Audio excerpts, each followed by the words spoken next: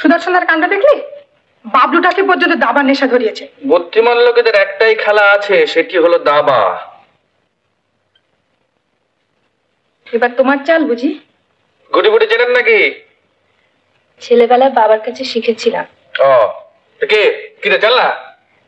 আমি তোমার চালটা দিয়ে দিই? হ্যাঁ।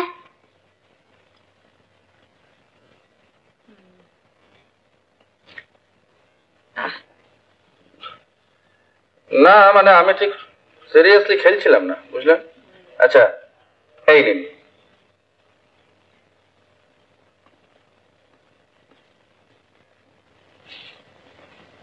কিস্তি। মা, হেরে গেলে ছোটকা? হেরে গেলে ঝটকা, লেখা নেই পড়া নেই, দিন রাত খালি দাবা খেলা হচ্ছে। যা পড়তে বসে যা, হাজি কথা। তাই বৌদিদির সঙ্গে আলাদা হলো?